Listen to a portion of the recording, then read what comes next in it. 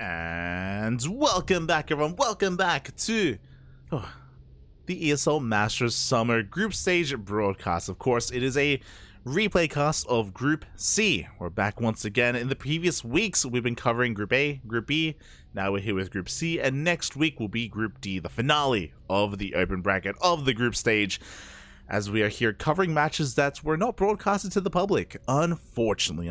We were there live covering day one of ESL Masters Summer, but there was only so much that we could actually cast live. I mentioned this earlier, but Group C and Group D happened at the same time, and at the time on the day, we were actually focusing our cast on Group D. Group D had players like Hero and Trigger and a Laser, and that was the group that we casted live. Unfortunately, we missed out on the majority, if not almost all, of Group C. So that is why we are here covering this here and now, to try to catch up on a lot of these really high quality matches. I mean, that's the crazy thing about ESL Masters Summer. It's, but in a way, maybe a good thing, but also kind of a brutal thing as well, is that the group stage, the open brackets of the tournament, it wasn't even casted by the mainstream, by the way. This was not casted on the main channel at all.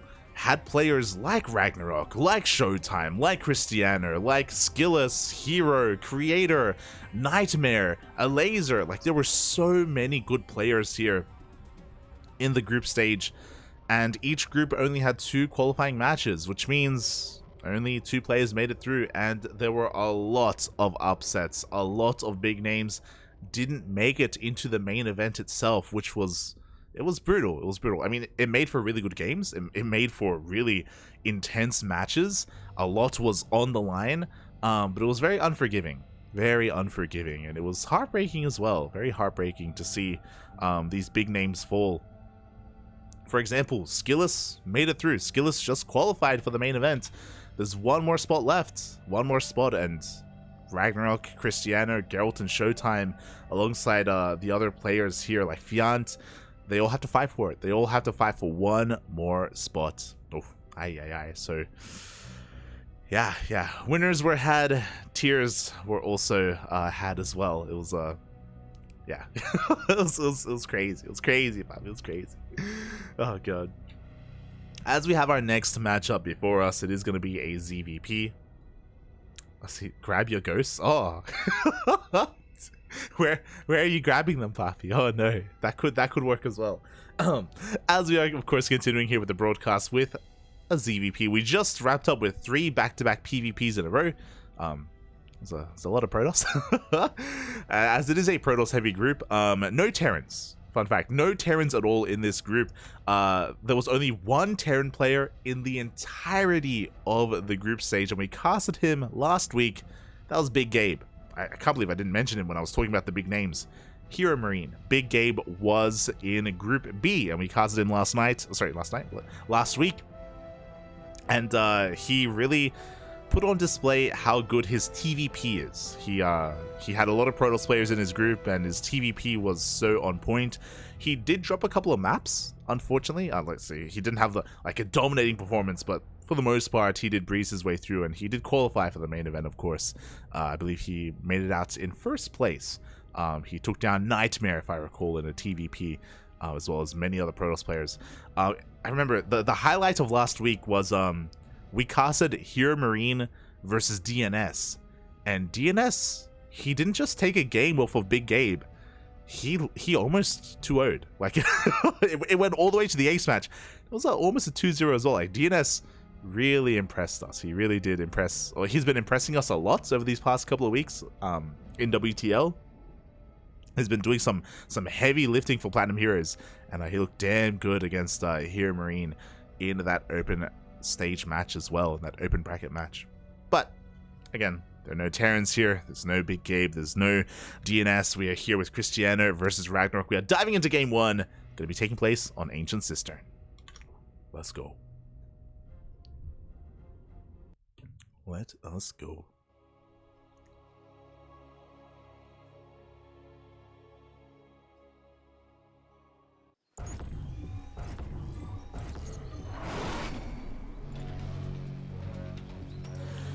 here we go. Spawning in the top right-hand corner of Ancient Cistern, we have the South Korean Zerg player, one of the favorites of this group.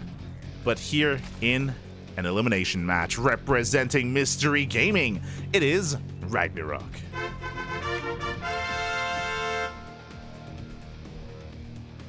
And spawning in the bottom left-hand corner, we have the South Korean, what? The Polish Protoss player, the Blue Protoss representing Team Blazer. It is Krystianer. Just had a rough PvP against Showtime, but does have to shake it off here as he faces off against a player like RagnaroK. And RagnaroK himself, if you recall, was knocked down by Geralt, another Polish Protoss player. Now, unfortunately, I can't imagine Krystianer really knows what happened in that series. We have that information, of course. Geralt had he found a lot of success, specifically with this more defensive style, where he was able to be a little bit more tech heavy initially. Fun fact: both games that Geralt did win, he went for DT openers, went for these Dark Shrine openers, into some Archon drops, into Disruptor follow-ups, if you recall. They did kind of end in different ways, in a way, like they had different follow-ups, but in the end, Geralt was able to take advantage of how small those maps were. Geralt was able to win on both Dragon Scales and Neo-Humanity, some of the smaller maps in the map pool, just because his pushes were so damn quick and so damn strong, and RagnaroK had very little time to react. And I bring that up because we're on a very different map. We're on a very large map. Ancient Cistern is considered to be a more Zerg-friendly map because it's so large, it's so wide, so many open spaces, so much potential for surrounds, for engagements. It can be really difficult to move out as a Protoss player with your army, especially if the creep has gotten out of control and if the creep is around the halfway mark.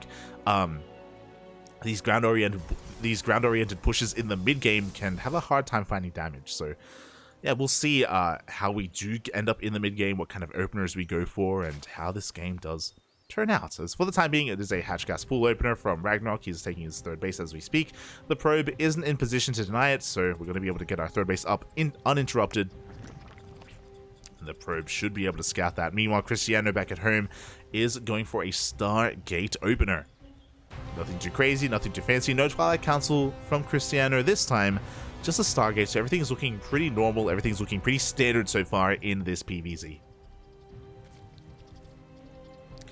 And Krystianer, he isn't the most aggressive of players. He can go for certain timing attacks, especially with his disruptors and specifically Colossus as well. So I wonder if that's what he's going to be going for. Unfortunately, these past couple of weeks, because of Home Story Cup and because of ESL Masters Summer as well, we haven't had the Sparkling Tuna Cup. That's our typical bi-weekly tournament. And it's a tournament that a lot of these Polish Protoss players partake in. You know, players like Krystianer, Geralt, Ziomek. On top of that, Wayne, Spirit, not quite Spirit, but Wayne and some of the other Koreans as well. And as a result, we get sometimes a better idea or a better handle of how the players are playing, but haven't been able to cast Krystianer in quite some time as he does dive into the main base. 5 drones do go down to the first 2 adepts. Very good damage done here by Krystianer. Aye. And we're not done. The Oracle is soon to hit the field. We don't have a second Oracle, by the way. We're going for a faster Robo instead, and this is odd. This is not normal. This is interesting. So typically, it's a double Oracle opener. The purpose of the second Oracle is to expand. It's to safely take this third base to actually deal with all these Lings. As we can see, there is no third because there is no Oracle. Meanwhile, the first Oracle gets across the map and gets another 5 drone kills. Oh my god. RagnaroK getting punished here for cutting corners and not having a Spore. The Spore just now finishing after the damage has been done. 10 workers go down. Krystianer, he's got a good start to this 2-base all-in. Gateways are thrown down. RagnaroK has scouted this. He sees everything. He sees the fast Robo. He sees the gateways. He sees the Twilight Council. Krystianer, he's quite committed. Now, with this faster Robo, I assumed it was going to be for Immortal production, but no, he's got a Prism on the way. Oh. And we're going for 2-base Archons? Charge Lot Archon? We're going for a very late third as well. This isn't all-in. It looks like an all-in, don't get me wrong, and I'm sure RagnaroK is getting ready back at home, and we have a Roach Horn on the way. We have Lings in production as well. This looks really committed, but no, Krystianer does eventually go for his third base just far later than is normal. As that first Oracle did turn around and go back home. Meanwhile, across the map, the Adepts have revealed themselves. Lings are here to keep up, and RagnaroK, he doesn't take the bait, by the way. He drones up to 48, and he's continuing to drone. I mean, of course he is, because he saw the army, he saw the probe headed in the direction of the third. He's making roaches, but again, RagnaroK is squeezing out drones whenever he can, so he's not going to be falling behind. I'm not gonna lie, I kind of wish Krystianer just went all in. I kind of wish he just went all in. I kind of wish he just committed, you know? Well, alas, the Oracle does get sniped in the main base. At the same time, the Prism is under threat as well. The Queens won't be able to keep up. Looks like the Archons are going to be able to get the hell out of there, but alas, the Adepts as well aren't able to find too much damage on the right-hand side either. RagnaroK doing a great job at defending. So far, RagnaroK is still behind economically. We are pretty even in the worker counts, which is always a better thing for the Protoss. So Krystianer is in a better position right now. Oh, the drones! Oh, they almost do bunch up. Archons do splash damage, by the way, so they almost got into the juicy center of that mineral line. 3 drones go down at the same time. Lings go for a counterattack. There's nothing to protect this Immortal. Oh my god. We barely warp in. We throw down the force fields, and the Immortal is saved. We are continuing Immortal production, by the way, so this is going to be a pretty hefty army we're working towards. Or the Krystianer's working towards. But yeah, it's going to be a little bit later here as he's focusing on 3-base saturation, working on his charge lots, Archons as well.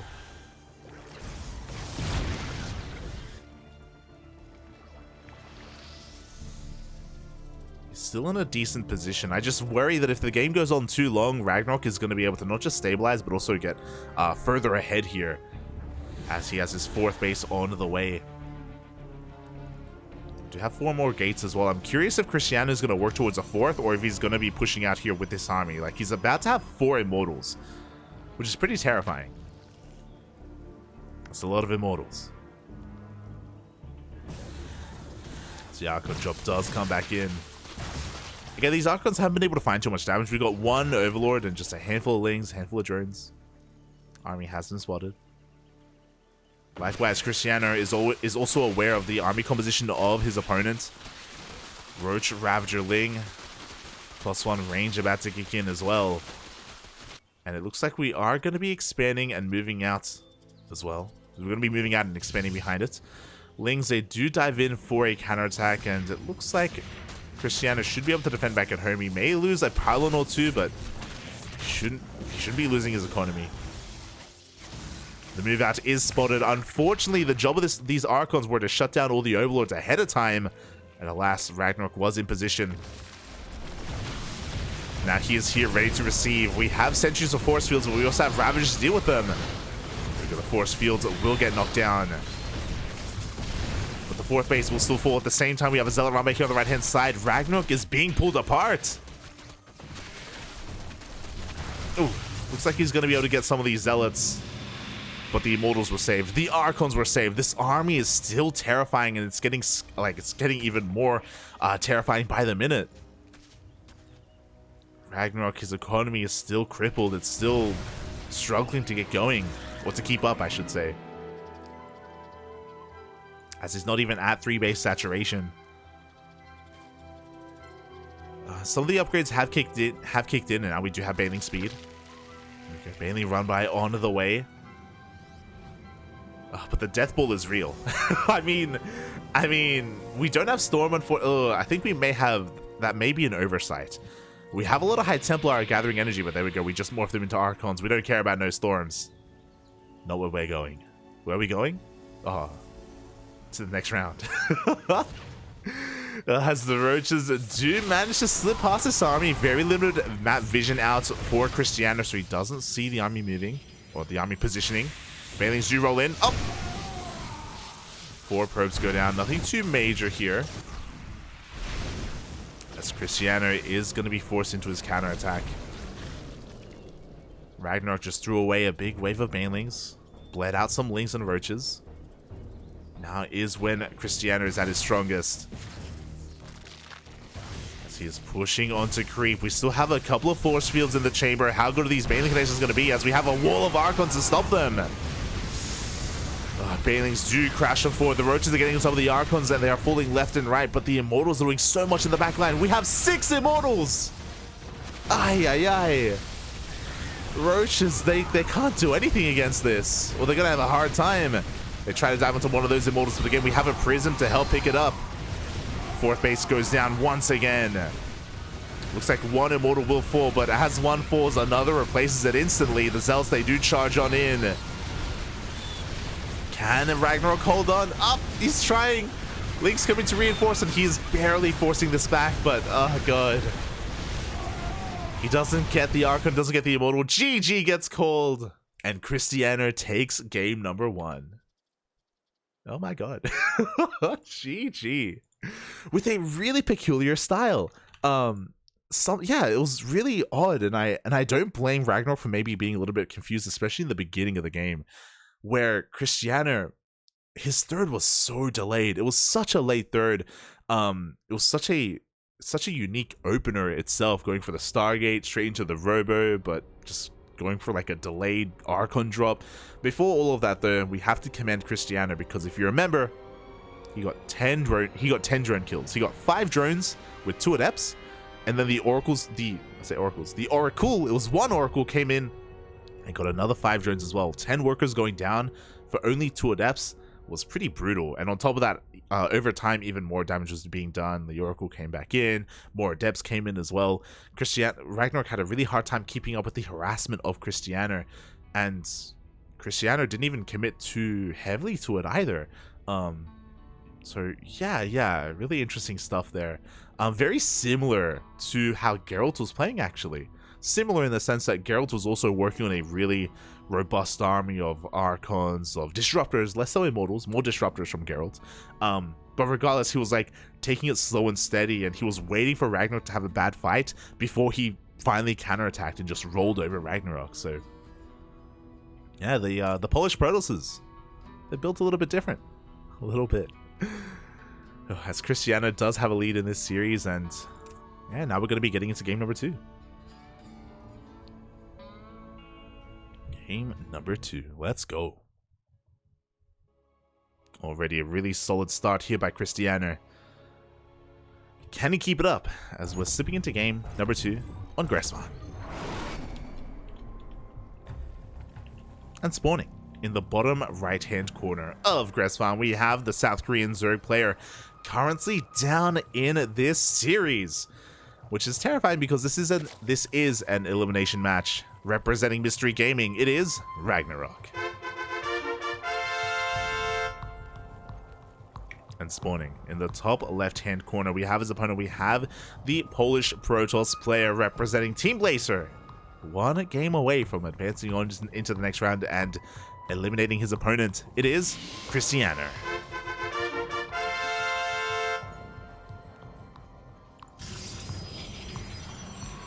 So yeah, really good stuff. Again, a really unorthodox opener from Krystianer in game number 1. Really peculiar, and I'm sure RagnaroK was kind of scratching his head at it and wasn't entirely sure as to what he was up against and what to do. And I'm sure that did help with how much damage Krystianer was able to get done. But I'm curious if Krystianer, if that's how he's going to play out this series, or if he's going to mix things up. Because game 1 did feel very unique, and I feel like we probably don't want to do that again for a second time in a row. After RagnaroK experienced that, I do think that Krystianer's trying to be annoying. I'm trying to delay that spawning pool. But I do think that probably the correct thing to do there is for RagnaroK to just be a little bit more, in a sense, a little bit more greedy. But when I say that, I mean, you know, heavily droning, taking a faster 4th base, just because I'm sure RagnaroK was tentative to do so because he assumed that his opponent would be going for a 2-base all-in, and then we quickly saw that it wasn't a 2-base all-in. So again, as a Zerg player, you want to try to cut as many corners and drone up as much as you can against something like that. The other thing, of course, is queen positioning and spores. RagnaroK, he did skip his spores and he was punished for it in game 1. He may be on notice now, and he may throw them down a little bit earlier here in game number 2. We'll see. I mean, we'll see if it's even a Stargate opener. the pylon placement says Stargate opener, but we'll see. We'll see what Krystianer has in store for us. As RagnaroK is making a lot of lings. 6 lings are on the way, which is a little bit more than where you used to right now. Drone is going to be looking to take that third base. I'm keeping my eye on that production tab. As the third is going to be taken, the probe is being forced back. Okay, we are droning. Okay. We're making another pair of lings, which is, again, a little bit interesting here. RagnaroK, he's going to be rotating around. He's going to be bypassing the initial adept. The wall is not a wall. These lings are looking to do some damage. Uh-oh. Krystianer, is he going to be able to have that stalker out in time? And even if he has that stalker out, these lings, they could just go straight for the mineral line instead. We'll see as the lings do rock up with 4 lings. We do have enough to wreak a little bit of havoc. The stalker does pop out, but the lings do go for the probes, and we're going to be able to just barely not get one. This could have been a lot worse, definitely, as lings are going to get a full scout, but they shouldn't get any economic damage done. So far, a good reaction out of Krystianer. Really nice response. Or quick reaction time, I should say, to minimize his losses, to save these probes, and to clean up these lings.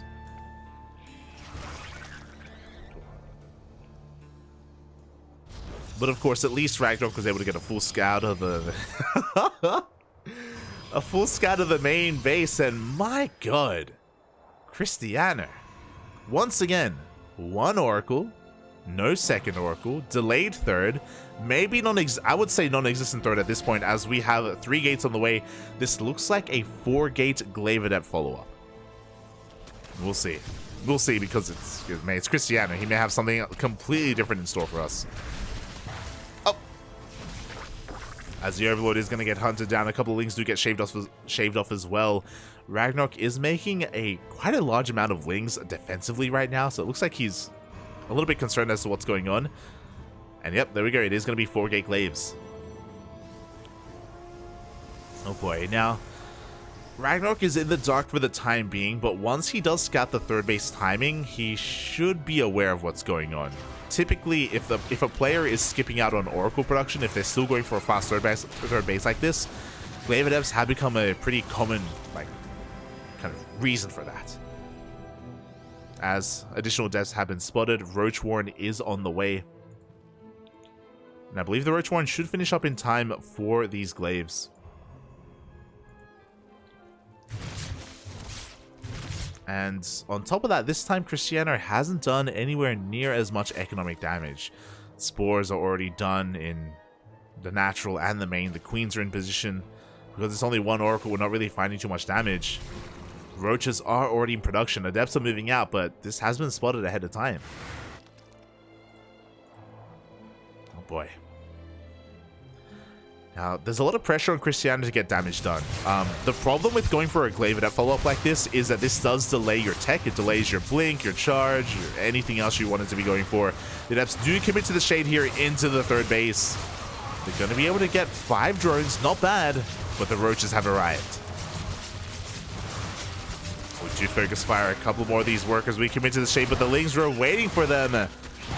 And all these Adepts are going to get cleaned up. We get 8 drones, which is not bad, but does Krystianer have enough to defend against the follow-up? Again, this is the scary thing about going into Glaive Adepts is you don't have Immortals, you don't have Blink Stalkers, you have Glaive Adepts to defend against Ling Roach Queen, as RagnaroK is all in. And he's droning up a little bit behind this, but he is very committed to this push. The shield battery is going to be going down. Lings have arrived without a shield battery, without an overcharge. Even the Biles connect with the army. Ay, ay, ay.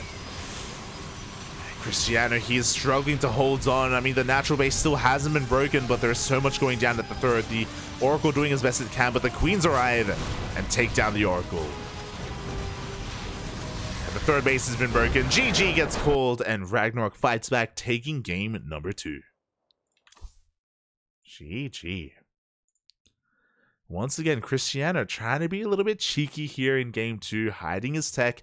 But I do think going for a single Oracle, and I was going to say going for one single Oracle is a big tell, and it already just like screams that you're doing something a little bit different.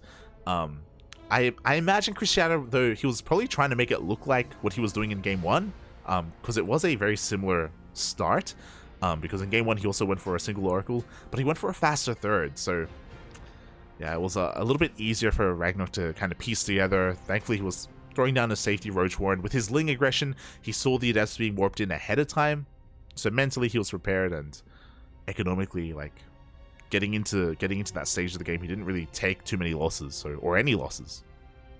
So really well done. Really well done there by RagnaroK as we head towards game number 3. Let's go. The ace match. It all ends here. It's either going to be RagnaroK or Krystianer advancing on through into the next round. This isn't a qualifying match, but bear that in mind.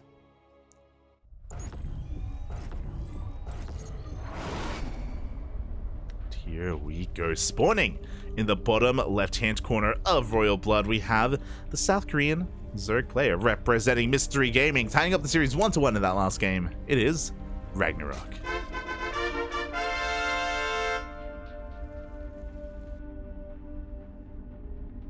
And oh my god, I was really confused. Now I understand. Spawning in the top right hand corner, getting proxy hatched, we have the Polish Protoss player representing Team Blazer. He had a really strong start to the series, but now he's getting cheesed. It is Krystianer. Mate, the look on my face. I was so confused. When I saw the drone moving out at the 14 supply mark, I was like, oh, he's going for a 14 hatch. And then the drone kept going. And I was like, oh, never mind.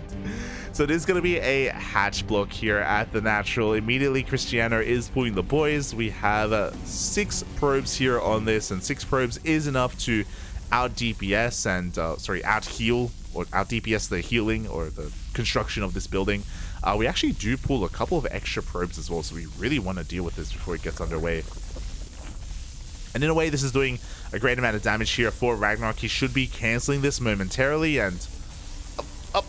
Ooh, does cancel, does throw down the Evo Chamber just in time to delay this even further. For those wondering how this works, when a hatchery is cancelled, it actually leaves a little bit of creep behind. So if you are fast enough, you can throw down an Evo Chamber, which of course requires creep underneath it to throw down. So RagnaroK was able to just buy a little bit more time, delaying the Nexus here of Krystianer, just throwing a wrench in the works. Behind this, it was a hatch gas pool opener. So nothing too crazy here. RagnaroK just getting an economic lead. He's not going for an all-in behind it, which is also why it's important for Krystianer to have probe scouted, because there are different variations of this. There are 12 pool proxy hatches, which are all-in, so you have to be able to determine, you know, the difference between one and the other. As Krystianer also does confirm the faster third hatchery as well. Things are going to be slowing down from here, but again, like, because of the quirky nature of this opener, it does kind of throw off the balance or throw off the build of Krystianer.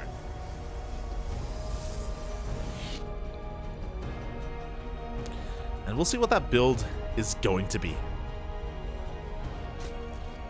Show us the opener, as it is going to be another Stargate opener. He's done this every single game so far, but he hasn't made a second Oracle yet this entire series. He hasn't made it yet, so yeah, we'll see if he commits to that or if he has something else in store for RagnaroK. We shall see. As across the map, RagnaroK, he's just happily droning, just chilling, taking control of his bases. Getting his third up and running as well. Again, when it comes to Krystianer, we have seen Oracle into Glaive Adepts. That was in the previous game. Before that, we saw Oracles into a faster Immortal, or faster Robo into Immortal production. Again, that Immortal count in Game 1 was absolutely wild. It's crazy. Crazy.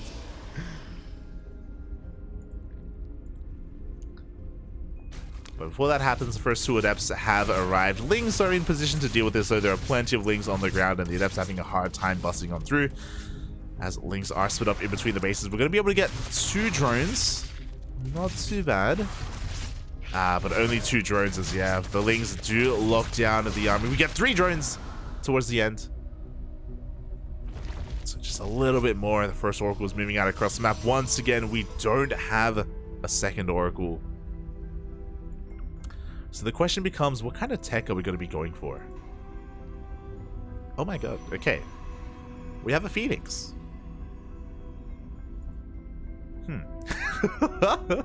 So the Phoenix is going to be shutting down this Overlord, is going to be denying any more scouting information. It looks like Krystianer intentionally wants to delay his tech until this Oracle, sorry, this Overlord is shoot away, and yeah, I assumed double Stargate.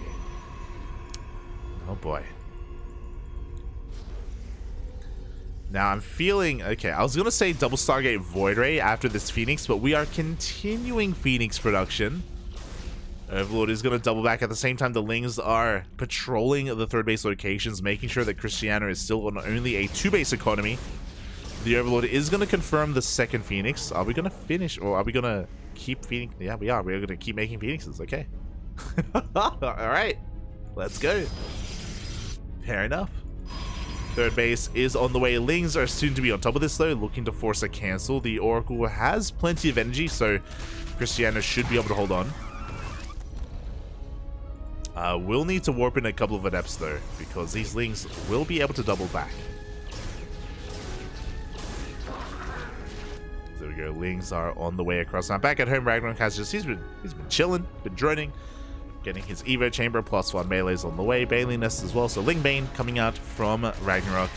Ooh, the adepts do get caught out as well. This is dangerous. We still have energy on this Oracle, though, so Oracle does hold on to that third.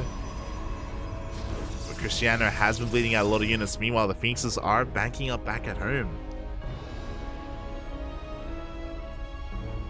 Wild. Oh.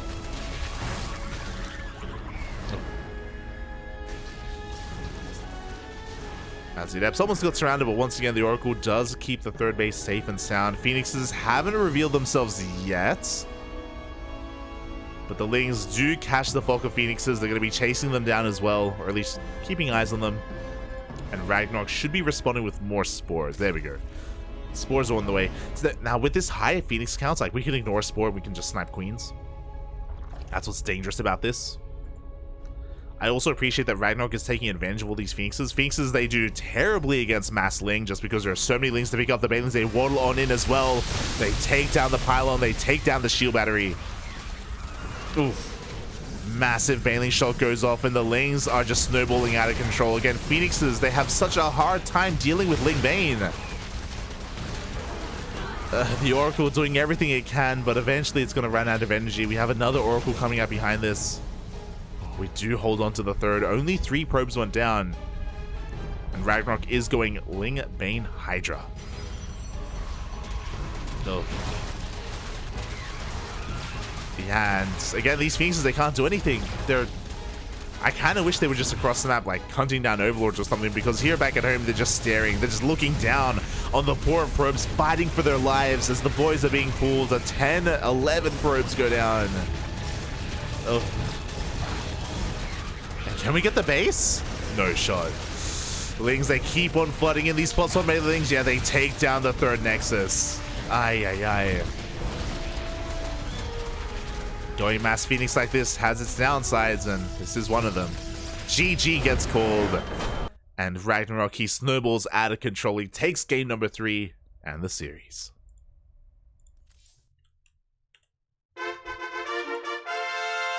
GG, well played. That was really interesting from Krystianer, not gonna lie. Very interesting, that's gonna be the word that I use there. Very similar to how Patty Mac used to play. Very similar. So for those who maybe remember Patty Mac, of course, he was a CranKy Duckling. We've cast him many, many times. And he had the Patty Special in PvZ. He was notorious for the Patty Special. It was very Brood War-esque, where he would open up 3-gate Glaveless Adept. With 6 Adepts, he moves out across the map. He harasses a little bit. If he gets damage, he gets damage. Otherwise, he recalls them back home. With 6 Adepts, of course, he can actually hold on to his third, and he goes double Stargate Phoenix behind it, as well as a Dark Shrine as well. And it's really important to have those initial Adepts just because they secure your third, right? Like with 6 Adepts, even without Glaives, like they can absolutely annihilate. They make up for your lack of oracles. They make up for your lack of oracles. They can defend and protect your third base, and they're able to actually get your economy going at least a little bit. Purpose of the DTs as well is for roach pushes. You know, you have the it's very like Brood War-esque, where you have the Phoenixes to kill the detection. You have DTs to keep you alive and deal with the roaches as well. So this kind of reminded me of the Patty special. Just we kind of cut some of those corners and we relied a lot more heavily on the Phoenixes, and RagnaroK very accurately identified the weakness of this build, and that is Lings. Lings and Meilings. GG, well played.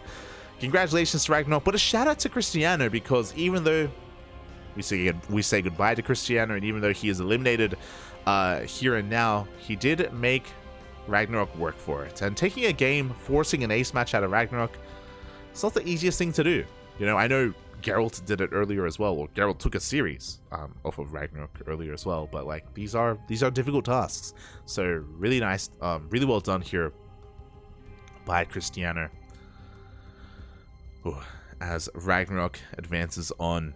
Meanwhile, we have another lower bracket match, and I've been looking forward to this. I have been looking forward to it because I haven't casted this player before. Now, Geralt, he did get knocked down to the lower bracket as well by Skillous, if you recall. Skillous did 2-0 Geralt, knocking him down to the lower bracket.